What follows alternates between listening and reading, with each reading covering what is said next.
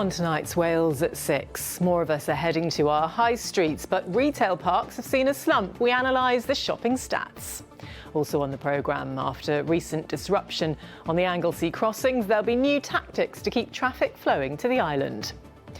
Plus, Wales are ready to kick off their first Autumn Internationals match, but with Zamet on the bench.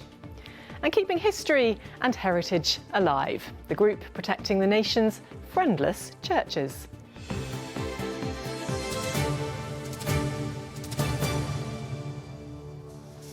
Hello, good evening to you. The health of the high street is often seen as a measure of how the wider economy is performing, and today's Welsh footfall figures will provide a timely boost to retailers. The overall numbers heading to the shops was up by 0.6% compared with this time last year. Retail parks have, though, seen a slump, but shopping centres have seen a boost. Our reporter Megan Boot is at the St David's 2 Centre for us this evening. So, Megan, a real mixed picture in these results ahead of the festive period, isn't it? Yes, Andrea, it is a mixed picture, but you know what is a positive mixed picture in Wales? Why I say that, Wales is the only nation in the UK that has seen an increase in that footfall. Now, we're here in one of the biggest shopping centres in the capital. Shopping centres across Wales have seen a 0.4% rise in footfall, so welcome news for the retail industry. In a moment, we're going to talk about Christmas. You can see it's already here. But first, we've been speaking to people in the high street area to get a sense of what the picture for retail is there. High streets are the heartbeats of so many communities. Kelly's been in this spot in Barry for 3 years. Yeah, the business has been quite bustling. There's lots more people seem to be shopping independent again. I mean, we push that quite a lot. Local, keep local. We've got a lot of local makers here as well as our floristry. So yeah, we tend to see lots of people wanting to shop local. And how are you feeling about Christmas? It's a really important couple of months coming up. Yeah, Christmas sort of makes up for the quiet months. So yeah, we've really got to push Christmas. We do wreath workshops as well. But yeah, we've already got orders in for Christmas wreaths, Christmas bouquets. So yeah, and we sell all sort of decorations as well. So people started buying those sort of in September. In September? Yeah, we got to keep up with the big boys as well, with the supermarkets, because they have them out early. So what do shoppers think? Where will you be doing your Christmas shopping? I'll probably be going into Cardiff because you've got more variety and more options of what you want to buy. It suits for all ages, doesn't it? If you go into Cardiff, I've been recently, you do feel amongst the masses just like a number. But here on High Street and locally, you are a name and a face. So it's really special. So for you, it's personal recommendation. It's speaking to business owners who really know their stuff. Absolutely. And my personal recommendation is very good people. Well, it's been a tough year for some high streets right across Wales, but these coming months are crucial because experts say it's November and December when the retail sector makes a fifth of all its sales. And over coffee, conversation about the impact of economic decisions. We've got two very important budgets coming up. What does the retail sector need from both the UK and the Welsh governments? Well, the retail sector in both Wales and the UK is the largest private sector employer. Its success is absolutely critical to us all. It's a real barometer of the health of the wider economy. So both the UK and Welsh government need to understand the pressures our sector's facing. And first and foremost, we must not see any increase to business rates because that is having a significant deterrent effect on investment on retail in Wales and the UK. The Welsh Government has welcomed the increase in footfall, saying millions has been spent in business rates relief, whilst the UK Government say they're taking bold action to revitalise high streets. So, as we approach the season of goodwill, hopes for a season of good growth. So let's talk Christmas because look, there are some beautiful decorations already in place with that festive cheer here. Now, this time in retail is known as the Golden Quarter. It covers Halloween, Black Friday, Christmas, and it's so important because these key events are often drivers for lots of us to spend money. It's a time of year that retailers are really keen to make the most of that. And by doing things like events, they might have brass bands playing, you might have local shops staying open when those Christmas lights are being turned on where you live. They're trying to entice more of us to go shopping and spend more money. Now, look, it has been a tricky year in the retail sector. No one's pretending that the fact we saw 1 month of good increase in footfall changes that particularly. But there is a sense, what it does change is a sense of optimism. And the challenge now is to build on that, to have a really successful golden quarter, and for retails and customers to have a good Christmas.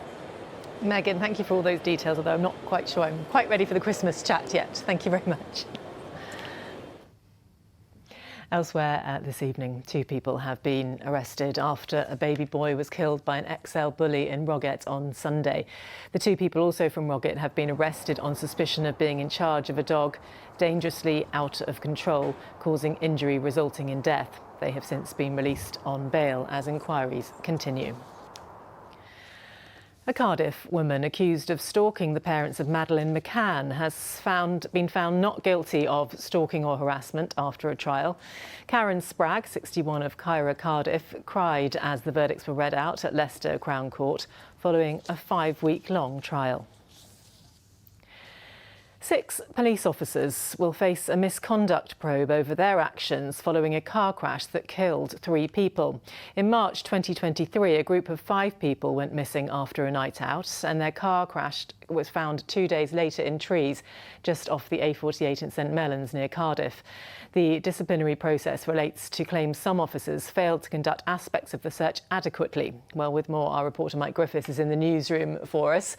Mike, what more do we know at this stage then? Well, the Independent Office for Police Conduct, the IOPC, which is the police watchdog, says this has been a complex and resource-heavy investigation. It dates back, of course, to events that happened some 2.5 years ago. Now, that group of 5 young people were last seen at 2 a.m. on March the 4th in 2023. The families of 3 of the group reported them missing that evening. Their car wasn't found until just after midnight on March the 6th, having crashed just off the A48 in St Mellons. And when it was discovered, 3 of the group were found dead. They were Eve Smith, Raphael Jan and Darcy Ross. 2 others who'd been in the car were seriously injured. Well, the investigation has looked at how Gwent Police handled those missing persons reports. 6 officers will now face disciplinary proceedings, 4 of whom were accused of gross misconduct. And those allegations range from how the inquiry was supervised, how searches were carried out, and how the families of the victims were communicated with. Well, we asked Gwent Police for their response, and Deputy Chief Constable Nicky Brain said that our thoughts and condolences continue to be with the family and friends of Darcy, Eve and Raphael, and those who sustained injuries that night. And she added that the force has fully cooperated with the IOPC. It will now start the process of holding those misconduct hearings. Mike, thank you. Wind deflectors and variable speed limits are set to be introduced on the Britannia Bridge in a bid to help keep traffic flowing between Anglesey and the mainland. The resilience of the crossing has been brought into sharp focus after the Menai Bridge was closed again recently after safety concerns. Our reporter Ian Lang is on the island for us this evening with more on this story. So, Ian, just how significant are these plans then? I think it is significant. I think it underlines the nervousness, very real nervousness of the Welsh Government about the vulnerability of these 2 crossings. If you remember when the Menai Suspension Bridge was closed, the mayhem that caused and the loss of money to local businesses. And of course with the Britannia Bridge, that's very vulnerable to high winds in an age of increasingly wild storms, hence talk of wind deflectors. So these measures really aimed at beefing up resilience. And of course with the 3rd crossing more an aspiration than a reality, it's very, very important. But there is an awful lot of frustration around this whole issue. We're just going around and round in circles, and effectively nothing has happened after many, many years. I've been elected for over 12 years. I've been pressing since I was elected for a 3-lane system, for measures to improve resilience. We were told 3 lanes couldn't happen, then we fought for a new bridge. We got that, then the Labour government scrapped it and then took away the money. Now we're told 3 lanes is on the cards again and some wind deflection. So yes, it's good that something's happening, but what has happened so far, let's be frank, is nothing. And people are fed up of waiting. Just to remind you about what's at stake here, trade between Wales and Ireland is 1.6 billion, 4.8 million tonnes of freight. They are big lorries. So these are big numbers and it's big economics. So failure really isn't an option. Ian Lang, thank you very much. Now, what do Barcelona, Rio de Janeiro and Aberystwyth all have in common? Well, they're all UNESCO cities of literature, after the Ceredigion seaside town joined over 50 others around the world. There's been celebrations at the news, and our West Wales reporter Lewis Rhys-Jones went along to see just what it all means. On a cold autumnal day, what could be better than finding a comfy corner and getting lost in a book? Well, UNESCO certainly think it's a good offer, so much so that it's awarded Aberystwyth one of its highest accolades, a City of Literature. Something the Dinas Hen partnership has been working towards for over 4 years. We're talking Seattle, Rio de Janeiro, Dublin, and then there's Aberystwyth. You know, what can I say? I think it's that international recognition. And sometimes it's really good to have somebody from the outside to look at something objectively and say, do you know what, this is really special. This is worth acknowledging. And I think that's what's so wonderful about what happened here, is that it's a small place. You know, how many people know about Welsh language literature? Probably not that many. How many know about the amazing English language literature we have in Wales? But for UNESCO and their assessors to look at this and go like, this is worth their recognition is so lovely. It's a status many hope will draw more visitors to the town. Freya fell in love with Aberystwyth while studying here and has since opened her own bookshop and launched the local poetry festival. How could you not fall in love with this town? I mean, the geography is amazing. Being right by the sea with the starlings and the sunset is absolutely beautiful. But what really brings me back here is the community, the way people genuinely care about each other. And I think that in the world at the moment, that is such a special and beautiful thing. And I want to contribute to that, really. You can see people are constantly coming in here, but with this new UNESCO title, how beneficial do you think that'll be to businesses like yourself? I think it will be amazing because it gives people a reason to come to Aberystwyth specifically, and more than that, when they're coming, they're going to be excited about not just the National Library and the seafront and the castle, but also places like the bookshop, where you've got such a special thing of being able to have an independent shop and the warmth that brings, the coziness. I hope people can kind of feel it here, but it feels like a giant hug, and it feels like people coming home. It's clear so many people are delighted by this recognition, which shines a light on centuries of literary traditions and a thriving bilingual cultural scene at the heart of Ceredigion. Lewis Rhys-Jones, ITV News, Aberystwyth. Oh, it looks very comforting, doesn't it? And you can get more on that story in our Substack newsletter. It lands in your inbox every Saturday morning. Here is how you can sign up. Just scan the QR code on your screen now, where you can sign up on Substack. You only have to do it once, and after that we'll automatically email you our weekly newsletter, where you can read more in-depth analysis and insight from our reporters into the biggest stories around Wales. It's completely free to sign up, and you can read it on your phone and tablet too. Just scan the QR code to sign up, or if you're already on Substack, search ITV Wales. All the info you need there. Thanks for being with us. Still to come on the programme this evening, Matt's here with the sport. Yes, Andrea, Wales have a new head coach, some new players and even a new dressing room. But will it change their fortunes? I'll have all the latest ahead of this weekend's game against Argentina.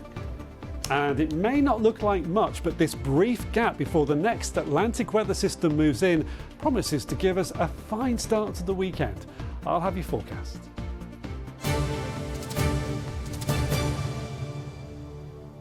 That sounds hopeful, doesn't it? Now, though, parents of pupils at a rural school in Powys have today said that they will continue to fight against its closure.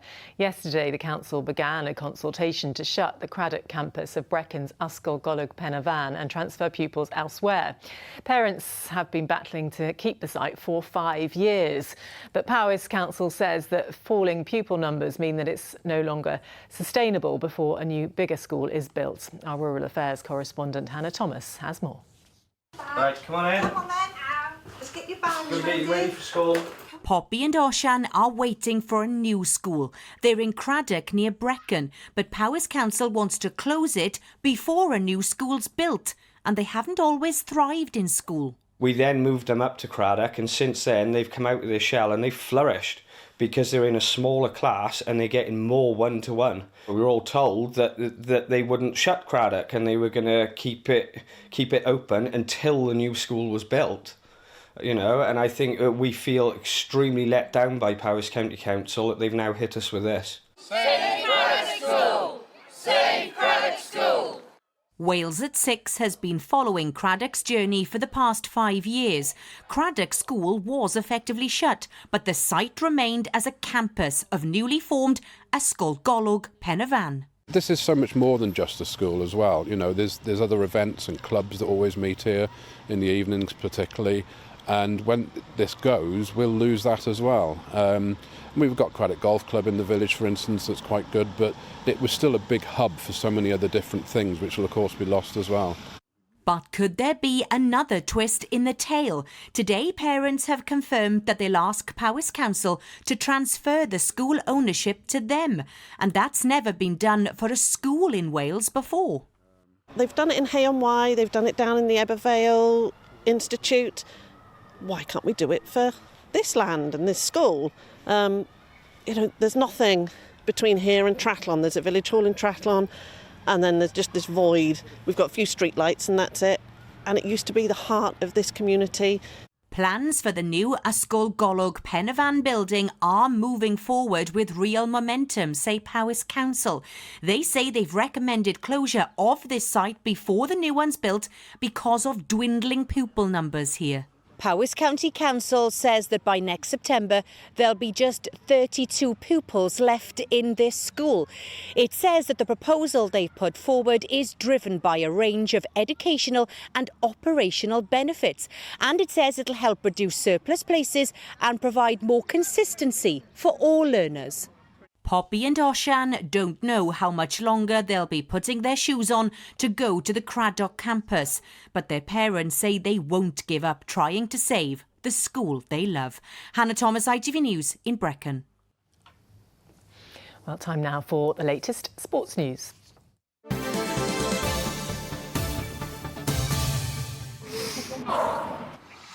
Powering local sport in the community. Octopus Energy sponsors ITV Cymru Wales Sports Report. Rugby and Lewis Rees-Zammit will be on the bench after being named as part of Steve Tandy's first selection. They take on Argentina at the Principality Stadium on Sunday in the open match of the autumn series. With all the details, here's our sports reporter, Matt Southcombe. Steve Tandy may never have played for Wales, but this weekend, this proud son of Ton Mawr will lead his country at the Principality Stadium. As a player, he never achieved his ultimate dream, but now he's in a position to help others achieve theirs. As a kid, the only thing I ever wanted to do was play for Wales. That's the only thing I ever wanted to do. I always had a rugby ball in my hand, and that leads me back to my roots around Ton Mawr. That community feel, first coach I had created an energy and wanting to be there, and I think that transfers to my coaching. What I do as a coach, but yeah, it passed me by, but I loved every minute of it, and I think hopefully that has helped me become a coach, because you want to give everything you can to these players to fulfil their dreams and ultimately become better players. Today, Tandy named his first Wales team. 22-year-old fly half Dan Edwards starts his first game for Wales in Cardiff, while British and Irish Lions Jack Morgan and Thomas Williams both come straight back into the starting side. And Lucid prop Rhys Carre returns after being exiled by Warren Gatland 2 years ago. I think you've got to look at his performances, what he's been doing in the club game, playing for a big club like Saracens, played a lot of minutes and been playing really well. He's doing it week in, week out in a great league. So for us, again, some of his ball carrying, what he's bringing to the Saracens game, I'm sure he's going to transfer that on Sunday. But one player who'll have to wait for his Wales return is Lewis Rees-Zammit, who starts the game on the bench.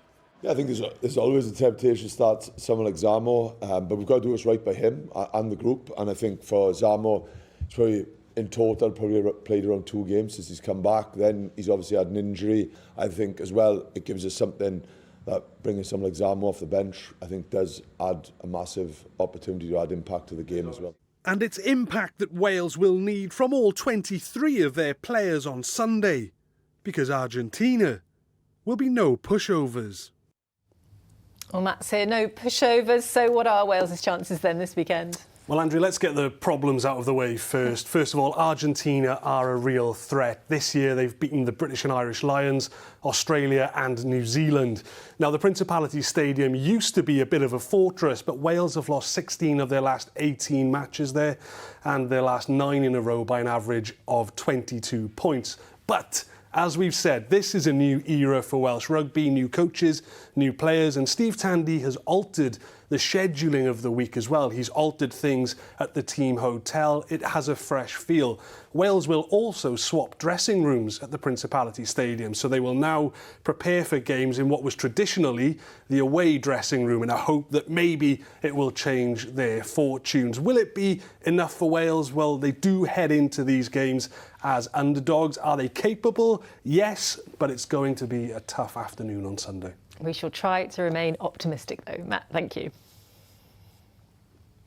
And in motorsport, Wales's rally driver Elfyn Evans hopes to bag his first World Rally Championship title earlier this morning in Japan, but he lost ground in the second day of racing to title rival Sébastien Ogier at just over 10 seconds behind. If Evans doesn't get a win this weekend, the championship will be decided at the Saudi Arabia Rally later this month.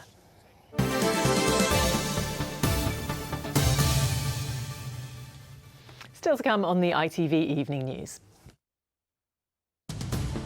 Tonight on the ITV Evening News, the woman who claimed to be Madeleine McCann guilty of harassment. Julia Van Delt bombarded Kate and Jerry McCann with emails, voicemails, and even turned up at their home. A mistakenly released migrant sex offender is re-arrested. The latest on that. Plus, could Sky take over ITV's television business, and what would it mean for viewers? And the young dart star about to shake up the sport. Those stories and more at 6:30. Lucrezia with you with those stories very shortly. Here, though, the demise of some of our historical buildings like churches and chapels is nothing new. But now the Friends of Friendless Churches are trying to change all that. They've rescued and reopened St Michael's Church near Castlemartin and regularly hold organised volunteer days for people to learn new skills on how to protect these old buildings. Kelsey Redmore went along to help. Tucked away at the end of a peaceful lane, you'll find St Michael's Church. And today, the Countryside Orchestra is being accompanied by some new instruments, hammers and strimmers. The church may be centuries old, but within its grounds, new skills are being learned from ancient traditions. The perfect blend of the past and the present. St Michael's is owned by Friends of Friendless Churches, a great name for an organisation which helps rescue and look after places of worship. And today, there's lots of activity in the churchyard with an organised skills day ahead of a renovation project. So here, we've got some blacksmithing, very cool.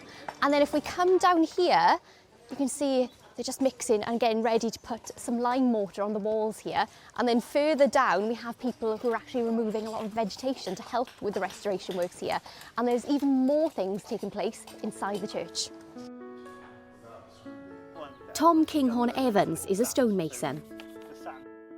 It takes a lot of care and attention just to look after the buildings, the general maintenance. But once we decide to undertake a big project, it's a lot of work getting listed building consent and in the planning. And then obviously, when we do start work on site itself, it's a labour of love. So already we've chipped away some of this old stuff. So there's a lot of cement. Right. Really bad for the building. It's kind of put in post-war. It's not breathable, which means that you get a lot of erosion. So we're putting in a more historically accurate mix that is breathable, so it helps pull out the moisture. It's just generally better for the building. Maggie Goodall is organising the volunteers today. We were set up with the aim of rescuing important churches, so architecturally, historically. Obviously, we can't take all of the churches, we do have to be selective, but I would say that all our churches have a really special something about them, a sort of atmosphere or their architecture or their history, and I think Castle Martin is a really good example of that. It's a really special place. It's been lovely to meet so many people who truly care about these historic buildings and offer up their time to help out. And I guess that's what friends are for, love and support and making you feel just that little bit better. And if you want to see more on that on Coast and Country, it's tonight at 7 p.m. here on ITV Cymru Wales. It is weather time now. Here's Nick Miller with the full forecast. Outbreaks of ancient sites will gradually settle into an evening of pizza plates al fresco. TUI sponsors ITV Cymru Wales weather. Hello. It's been a difficult week with the weather, the rain we've had, the flooding and some travel disruption. We're going to take a break, at least for the start of the weekend. After today's rain, a little bump in the isobars, brief ridge of high pressure, sunny start to the weekend. Next system comes in on Sunday. Some uncertainty about timing at the moment. It looks to be moving in for remembrance services. It may change, so keep watching for the latest forecasts. This is how the weekend though is shaping up. Some sunshine tomorrow for a change. Next system on Sunday. Just bear in mind the aurora, the northern lights could be seen this far south this weekend, especially tonight. And the good news is after today's rain, things are going to be clearing up. We'll keep 1 or 2 showers into the first part of the night. It could be misty and foggy in some places, but also some clear spells. So look to the skies. A little bit chillier tonight, particularly rural Powys could be down towards mid-single figures. Otherwise, it's going to be a fine start to the weekend. Any early mistiness will clear out of the way. You may catch a coastal shower south and west. Most of us will stay dry throughout the day, and in those continued sunny spells, it'll feel pleasant, even though temperatures are a little bit lower, a little bit closer to the average for the time of year. Overnight, Saturday into Sunday will clear initially and then clouds going to increase. Here's another look at that next system moving in on Sunday, again with uncertainty about timing, so we'll keep you updated about all of that. Now looking into next week, temperatures at least for the first part of the week staying on the mild side of average, but with cloud, and there could be further impacts from spells of rain, so do keep across the latest forecast. TUI sponsors ITV Cymru Wales weather.